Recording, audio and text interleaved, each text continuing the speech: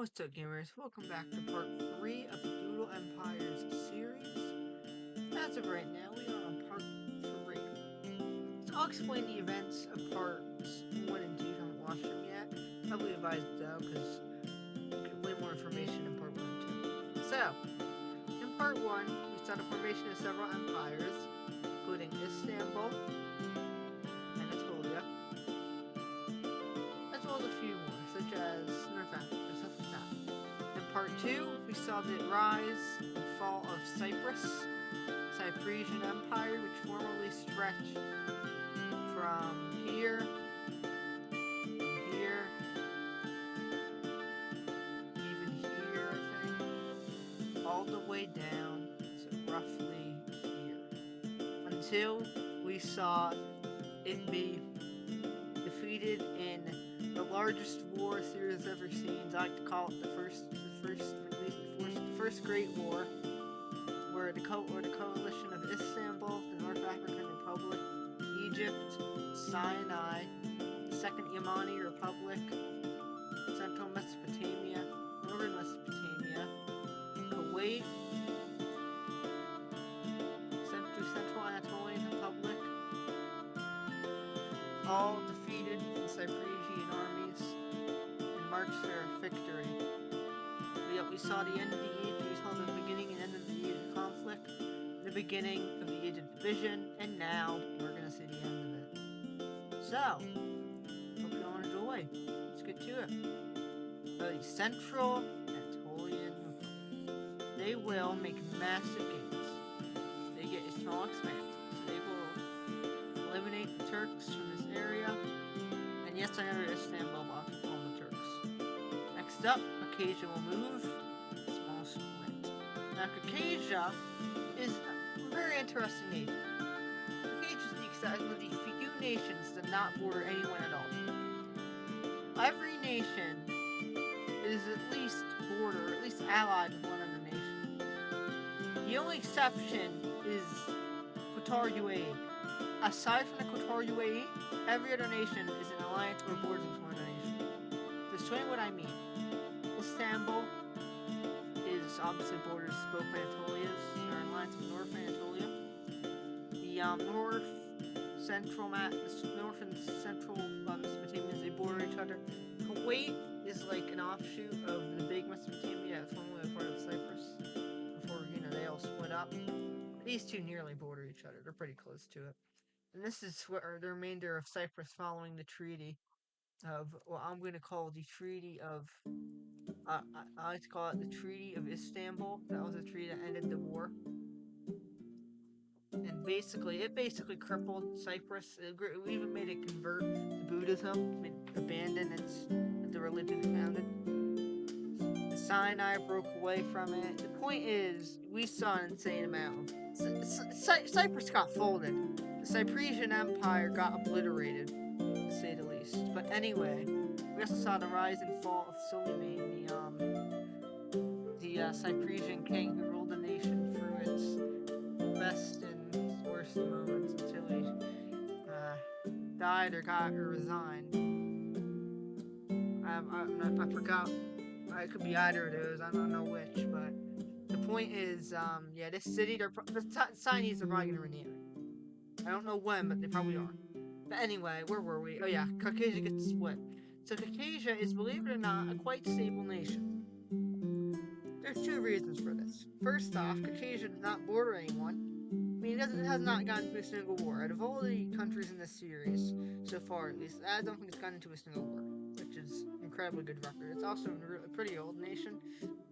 Oh yeah, I figure I'd mention this. So, these guys are Anatolian, the Caucasians. So they were initially from Anatolia, and the Cypresians, before they, got folded in the war I mentioned, they and the Anatolians cooperated. The Cypresians paid, the Anatolians provided the men, and they marched and managed to found Caucasia, and explorers from there founded Caspian. And this nation is quite stable. In fact, arguably the most stable nation in the series. Simply because it is a very tight-knit nation. I mean, honest, it is. When you're thinking of stable nations, you don't see it in the video. Okay, they will build a castle. So they're surrounded by mountains, as you can see. Basically, all their nation is a huge mountain. So they will form it, and they will call this Fort Pontus. I know Pontus isn't over here, but we're calling it Fort Pontus just to ensure that they're doing this mostly because in case the Turks and Anatolians decide to attack from behind, which they don't really think that's going to happen, and I don't blame them. I wouldn't expect that either. They don't expect that. Pretty much no one wants to throw in the Caucasians. Basically, everyone doesn't mind the Caucasians. Everyone's like surprisingly pretty chill, so no one really minds it. Final turn of the ancient division. All right, it's finally over. Caspia will make gains. They will make gains in Caspia. Their whole nation is around the Caspian Sea. They're probably gonna form a trade route, the Caucasian, because right now their trade route is just this, which takes a few days to get. Alright, next up, Central Mesopotamia. They will get a medium expand. They will make a trade route, which the Kuwaitis find to be quite. They support that. They're happy about that. And then they will then start moving up this river. Kuwait will move. So they will make dramatic expansion. They will connect over here. They spearhead towards these lakes. They'll then start marching in to this huge mountain chain. They will manage to reach this lake. So if you can't tell, they want to get old lakes. Because they think there's something very valuable in. They don't know what is in here. They think something good is. Because their scouts have mentioned that the Persian Gulf expands. These two nations have recently opened communication, even as guys an isolationist. The Kuwaitis realize, it's nice to have an ally down here. Because if we have an ally down here, we can, coordinate and make sure our nation is safe from any attacks.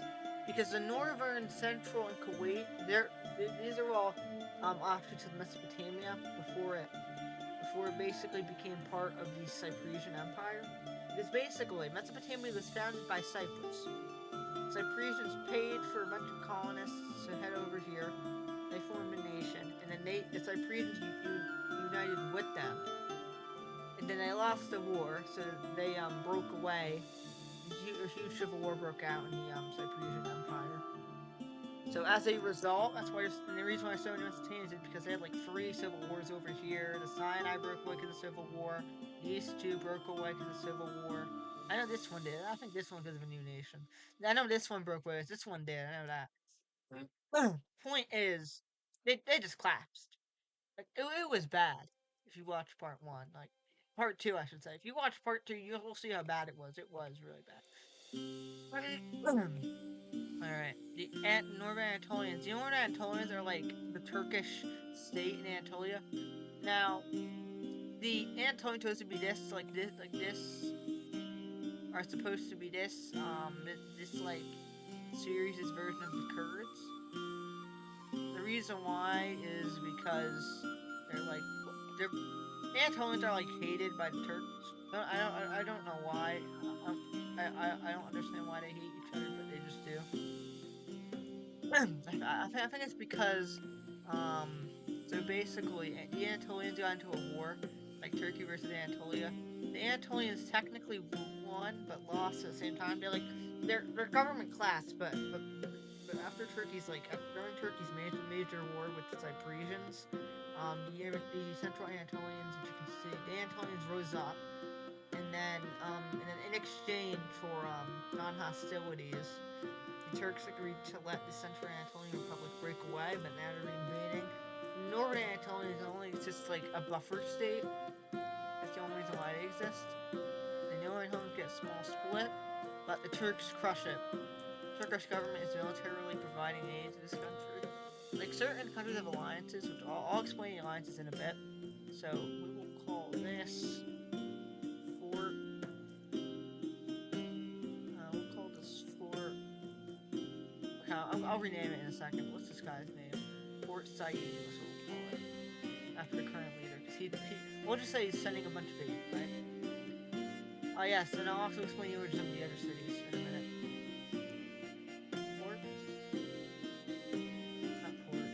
Perfect. So I'll explain the other name of the cities. Istanbul. I mean, you can guess what that's named after. The real life city. These are like a bunch of forts named after the war that was fought between the Anatolians and Cypriots. As you can see, we have the Syrian fort, and this was the former Cypriotian like administrative capital. This was their cultural capital of Nicosia. So basically, the Turks and Cypriots fought a brutal war over Cyprus. They fought brutal battles over it, and Crete. The Turks won out. This city is named after the Libyan king who founded Egypt, who provided money to found Egypt. This was the fort marking their border, which was one of the few borders that had no military protection on it, no actual troops or anything. The Nile mouth was a fort made to protect the Nile mouth from any attacks, stuff like that.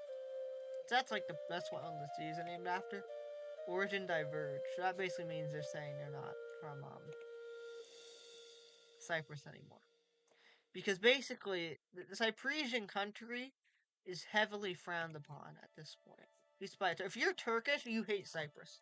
Mostly because of the fact that, remember, these two fought a brutal war. Twice. Because they first were attacking each other in the Anatolian War, and then during the Great Coalition that basically caused the Cypriotian Empire to collapse. Yeah, the Turks were the main spearhead behind it. So anyways, I'll go over what happens. So Red Arabia is the nation that was fighting against the Yemeni Republic both times. So they were initially an offshoot of the first Yemen Republic. But then the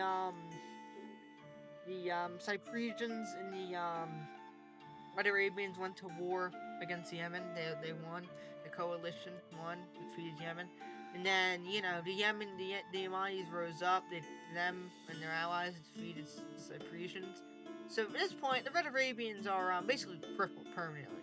They're not coming back. So what they do is, using what remains of their funds, they settle in Somalia. Now, why do they form Somalia? The answer is because they need somewhere to retreat. So the way you can tell is basically what I will be doing is I will be calling this area when it's founded. These islands mostly because they don't want they want the Yemanis to fight hard to secure it. So they're in alliance. I will call this nation. I could find it. What is it? Red Arabian Somalia. Because this nation rose up in the Red Sea areas of Yemen, first Yemeni Republic. That's why we're on the second one already. So let's go to Kuwait. Data division again. All right. You get the United East Arabs. We'll get a new thing. Central Anatolian Republic will adopt a religion. They'll adopt Buddhism. So basically, the world's divided into two major religion groups. We have the Buddhists, who control south and the north of the world, and the Christians still exist in absurdly small numbers. These ones are founded by the Cyprians, and Cyprians were, they really spanned like half this entire map before they, got eviscerated in the war.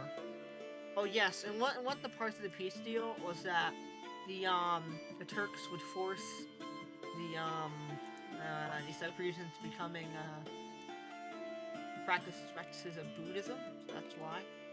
So the Siamese, if you will, the Siamese can unite with someone. And the question is who?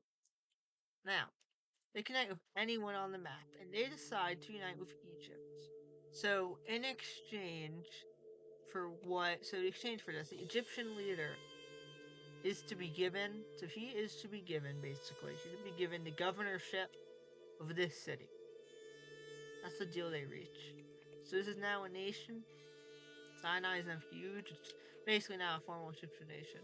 The North African Republic will have a small split, but since this is aided by the Turkish government, because the Turkish government set that up to distract Cyprian forces, and the Egyptians also rose up, so that kind of, So as a result, the Turkish government will send troops in this, and the Sinai, or the Egyptians, Um, they will also send aid to the North Africans in exchange.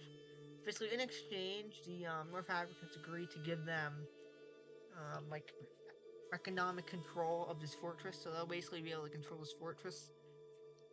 Now, obviously, you can't see that on the map, but the Antonians will adopt a religion. Since Buddhism is the only option here, they'll adopt Buddhism. I just need the Egyptians to get that. Alright, that's unfortunate. The Egyptians will get a split, but the coalition, consisting of the Yemanis, the Turks, these two will send their military, along with the Africans, to eliminate any rebels. So, the rebels are taken out. No one ignores them. The Red Arabians will move, they'll get medium expand. Remember, these two are different nations. And you can kind of tell, but it's not the easiest. So they will not push into Yemen at all, because Yemen is, as you can see, they have 3 forts on the coast, making it possible for them to attack, and they have a fort over here. If you're attacking this, then you're basically killing your army. So they will just move along the Yemeni coast, the South Arabian coast, in an attempt to get more. Okay, Kuwait. Kuwait can unite with anyone they want, and they decide to unite with Central Mesopotamia. They mostly do this because, I mean, at the end of the day, there's no point in not. Kuwait is generally the most prosperous out of all the Mesopotamian nations because they're the only one that has like actual land border, an actual like border to the Persian Gulf. So new nations formed, right? So the Kuwaitis decide to send the Caucasians a deal, right? In exchange for Kuwait agreeing to send men, the Caucasians will agree to give them money. So basically, what they do is they both jointly set up Iran. So what they do is they explore this land. They then find out Kuwait, the UAE has some land. So they convince them, right? They convince them to form the joint colony of Iran. So we will call this joint colony,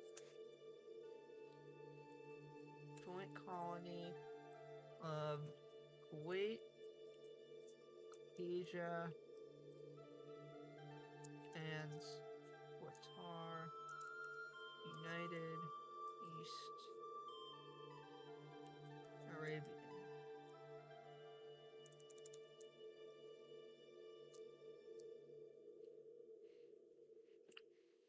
And green, blue, yellow will roughly form. We'll give it like this color. And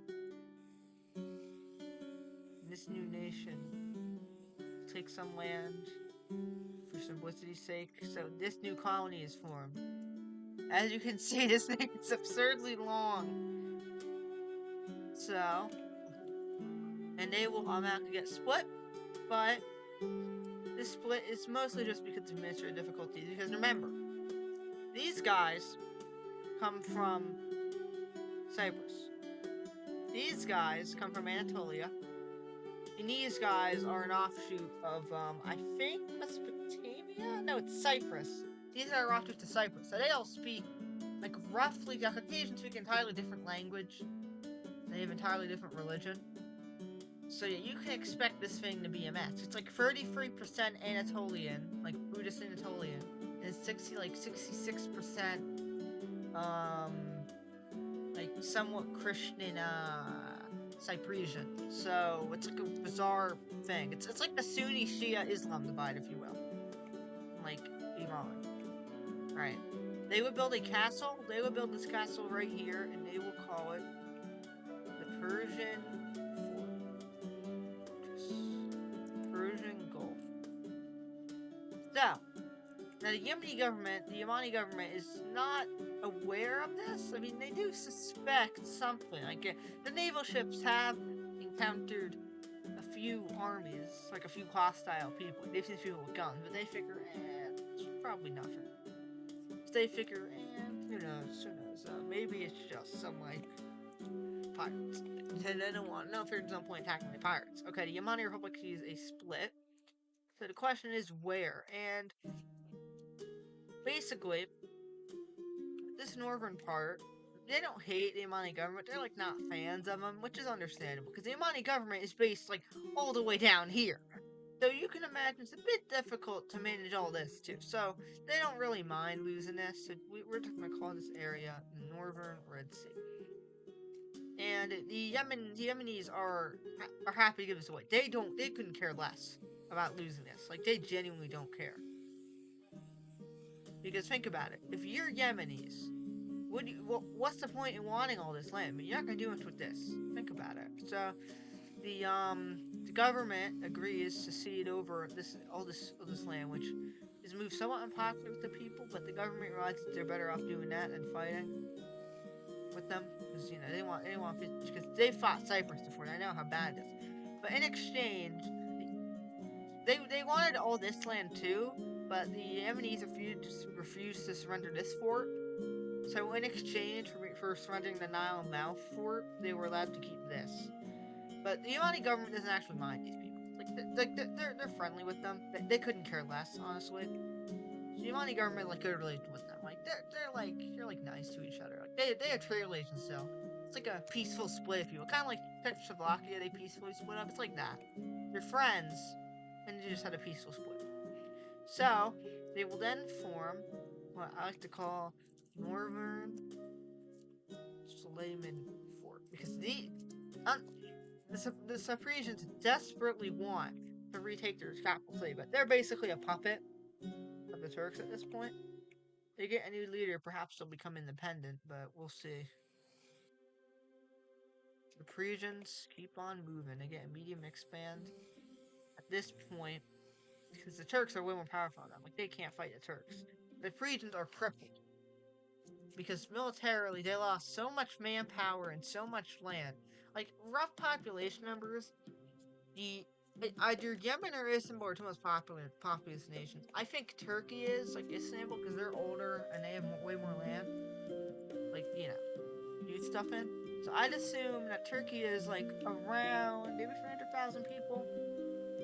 Cyprus at like its peak probably had like around 500,000, maybe 700. Probably an absurd amount of people because of how long it stretched and because of how competent the leader was. So I'd say probably had like 700,000 people and like maybe they were by far the most powerful country up until they lost. But right now, Istanbul is second most populous country. It's probably either the New Egypt, Sinai, but they're still like figuring out how to administrate. I mean, like how to administrate all this part. They're still figuring out how to like ensure that the people who are living in the former Egyptian land before they unified like that, like they don't split up these, hopefully. The Second Yemeni Republic is probably the second most, I'd say. At a number to Sinai, it's one of those two. I'd say the Yemeni slightly more though, because they've had more time to like ensure that their land is better, and they've also probably have more more success, more happier people. So that means more babies, because they won a war. Like they won it handily, and they defeated their two arch enemies. So I'd expect them to have around 400,000 people. The Sinai probably is around 350. Like probably too close. The Red Arabians probably have around, I'd say like 750. The Somalians, they have like maybe 20k, because they're so small. The two Ethiopias, they probably have like 150, I'd imagine. Actually, the free Ethiopias, because South Sudan's an offshoot of Ethiopia, so that's like 200k if we count all of them as combined. The Turkish Ethiopia, they're like a colony. The Turkish shut up to like prevent the Cyprians from doing anything. But realistically, it's like independent at this point. So that's roughly at around, I'd say like 15k. It's like a really small country. It's mostly military personnel. It's like de facto Ethiopian in all but name. The northern Red Sea area, I'd say they have around. They're extremely new country, so they probably lost some people. They're probably still repopulating from the huge battle that was fought over this fortress. So they probably like around maybe 75k, maybe 90. As for the Cyprians, I don't know. Nowadays, I mean, they're crippled permanently. Like, they lost, I'd say, like 90% of their army, and their army consisted, I'd say, like 85% of their population. And Ocean. They lost most of their navy. No one has planes yet. But, like, the Cyprians are like, I don't even know. They're crippled. The point is, they probably lost at least 95% of their population. So that means they're at like probably 50k, being generous here.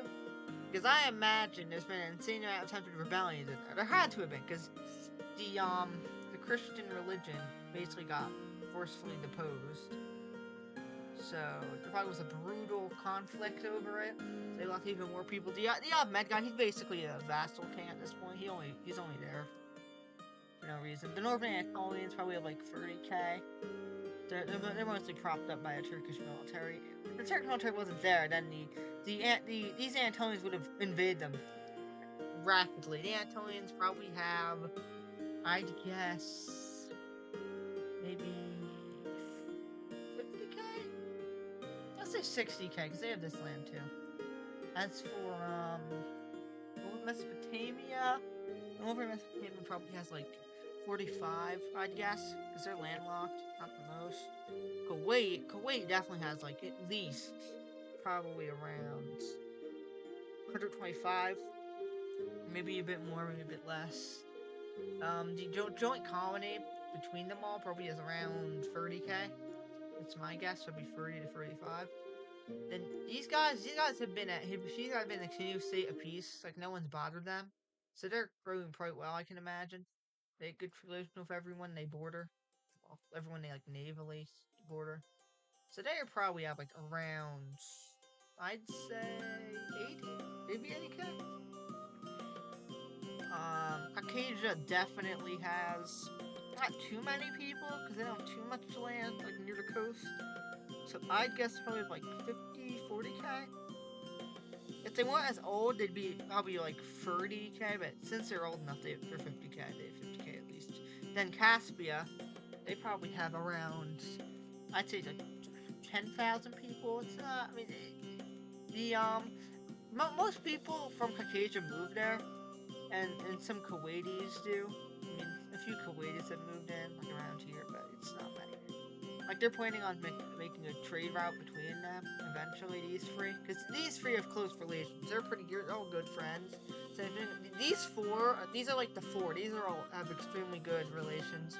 They're all in, like, a pseudo-alliance, economic and military. Like, these guys are all friends, these four. And then, North Mesopotamia is pretty good friends, too, but they're more of an isolationist, so not many people. Like, they're not as popular as North Mesopotamians. They're like, mostly there's a buffer state. But anyway, the the Arabians, so these guys will be making gains. So what will they be doing? Well, the answer is simple. They will push it along here. They will not reach their full, because they want to hide, but they want to get some more economically prosperous land, because they want to be able to, like, raid, obviously secretly, they're not found out, but they want to make sure, like, raid small towns along the coast. The Northern Red Sea will have a new leader. They decide to throw out the old leader and get a new one. They're tired of him. The Somalians will get a new national form. Now the question is where? And the answer is simple.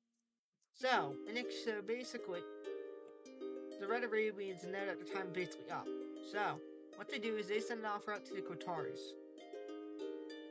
The offer is simple.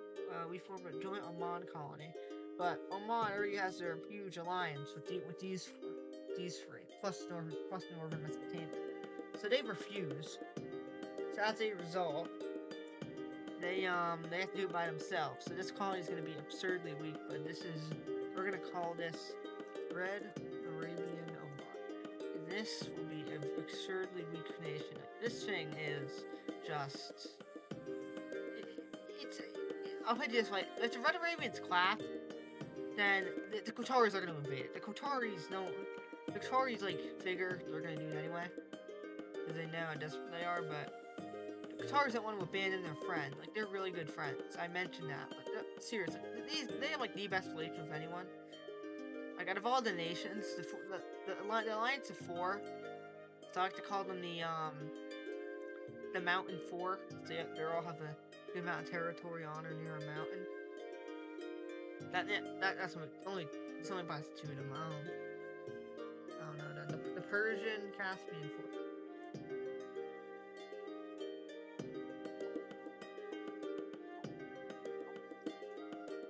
I don't know what their lines would call it, but the point is that they have absurdly good relations. Okay, a small split. So a move is held in which the people living in the east of Oman rise up because they want to find their own monarch. They want to make their own nation. So as a result, known as the Kingdom of Oman forms. And this nation is supported by the Qataris. The Qataris sent troops to weaken this because they want to seize this area for themselves. Like they want to. So the Kuwaiti army will put this rebellion down. It's just like an attempt by the inside, but they get put down. The kingdom will start a mass expansion into the colony.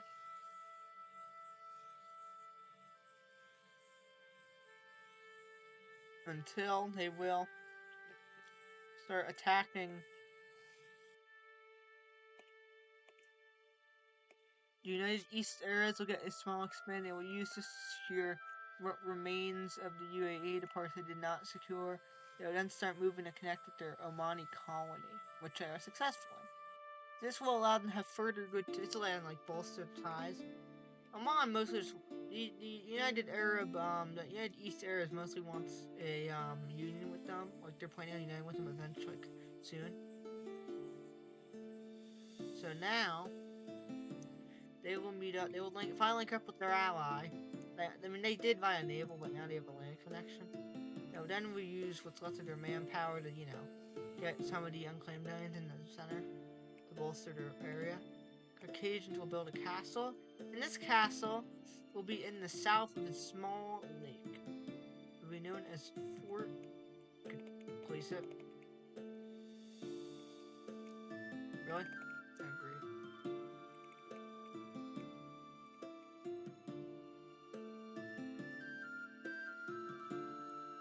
Oh, great. You'll be kidding me. I got. Great. Go on.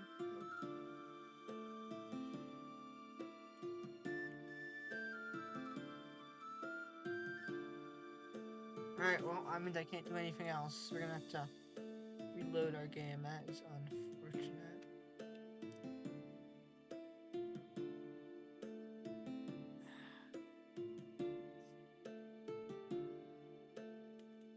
Alright, well, that was like 40 turns I just lost. Alright, what you saw was part 3. So what I'm gonna do is, I'm gonna end the video now. So that was the map we're supposed to end with, at least something like that.